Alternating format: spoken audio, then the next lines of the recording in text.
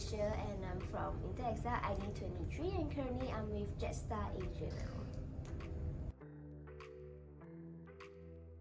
I think that ʀΣᴜ have helped me a lot, such as my communication skill, my interview skills as well, and also they helped me to build my character as well. After my high school, because my dream is become a flight attendant, and after my high school I just like, okay, I just need to come to this academy as I saw it online and the review is like so good, so I just make a try about aviation, and they helped me to acknowledge a lot, and also they've pushed me this far to become a flight attendant now.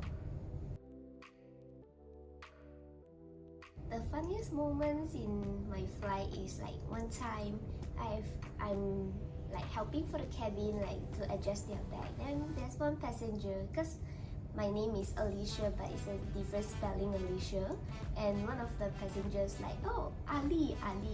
Then I was like, huh? Then I was like, look back, I thought he's like calling his friend, but actually no. And he's like, no, it's you.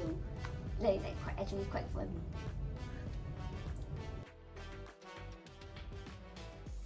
My favorite moment in ʀΣᴜ, actually not gonna lie, I love every moment here. I really appreciate every second.